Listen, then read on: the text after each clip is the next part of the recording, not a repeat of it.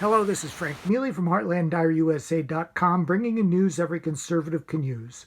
Subscribe to my YouTube channel to stay up to date. Well, today on Sunday Morning Futures, Maria Bartiromo tried to hold Senator Lindsey Graham accountable for his repeated claims that he would get to the bottom of the Deep State Coup against President Trump.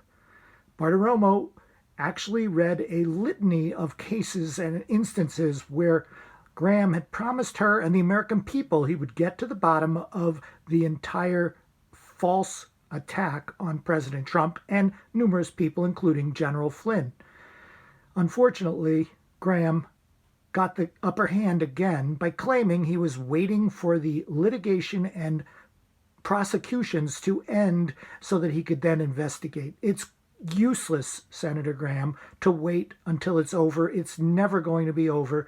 And how do you know that the Senate will still be in Republican hands in the next year after these elections so that you will have subpoena power?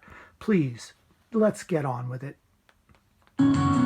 Nothing about this case was done right. They violated every rule, every protocol, and then have long hid since the beginning of the investigation the evidence that they knew he was innocent. The entire prosecution was false. It must be dismissed for the government's egregious misconduct and his guilty plea withdrawn. That's Sidney Powell, the lead attorney for President Trump's former national security advisor, General Michael Flynn, reacting to newly unsealed FBI documents during the Mueller investigation. I spoke with her on Mornings with Maria on Fox Business this week. Those documents include handwritten notes from the date of Flynn's interview in January, in which FBI officials debated whether to warn him that lying to the federal agents was a felony or, quote, get him to lie so we can prosecute him or get him fired. Joining me right now is Judiciary Committee Chairman Senator Lindsey Graham. Senator, it's great to have you this morning. Thanks so much for joining us. We've been down this road many times in terms of that cabal and how they set everybody up to try to take down Donald Trump. We now know Peter Strzok was critical there. Will you call Peter Strzok to your committee to interview him as a witness, Senator? Yeah, when the case is over, I'm not going to do anything to interfere in an ongoing criminal case. That'd be unethical. That'd be wrong. But when this case is over, I'm going to ask questions like, why did the field office recommend dropping the case and Peter Strzok and the 7th floor insisted that it go forward? Seems to me there's a tale of two FBIs here.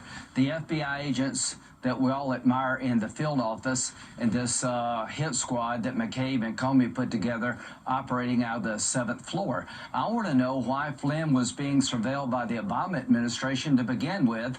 The Obama administration is surveilling the national security advisor of the president-elect. What the hell was that all about? I want to know why they were looking at manufacturing a crime rather than investigating a crime. The field agents wanted to drop the case. It was the 7th floor. The FBI said, no, we got to go forward. It is now time to understand how the 7th floor operated. I will be all over that. Mr. President, don't give Flynn a pardon yet. Let the system work out. He deserves a new trial, and that case should be dismissed because of prosecutorial misconduct. That's the right answer here. So do you think he'll be exonerated then? I think the judge should, in light of this new evidence, dismiss the guilty plea and eventually dismiss the case.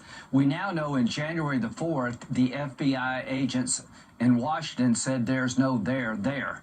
It was only after Strzok got involved at the direction of the 7th floor the case continued, and this is a process crime. They set him up. I hope the guilty plea is set aside, and I hope the government will join in a motion to dismiss the case. Attorney General Barr is a real hero here for the rule of law, so Attorney General Barr, if he joined in with the defense to dismiss the case, that would be the right outcome. Then I come in.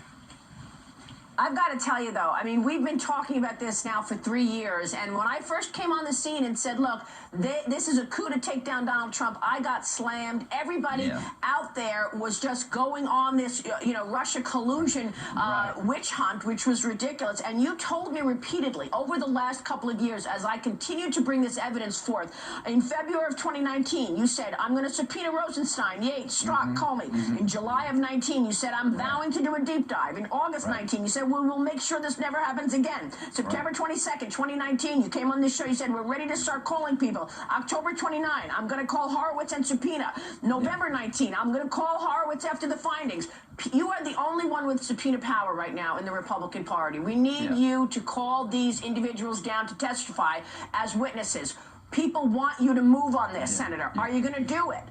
Yeah, but I've told you, and I'll tell you again, I'm not going to interfere in an ongoing criminal matter. This is a rule of law nation. I'm a politician. My goal is to write a report of how I got off the rails. But I can promise you we're going to do it right. I'm not going to jump into the middle of this case, but when it's over, we're going to find out why the Mueller investigation lasted 2 years. We're going to find out what kind of FBI shop was run out of the 7th floor. We're going to find out how you could issue warrants against Carter Page when the Russian subsource told the FBI in January 2017 it's all a bunch of garbage. That's my lane. Good. Durham is a prosecutor. I'm an oversight guy, but I'm not going to interfere in an ongoing criminal matter, period.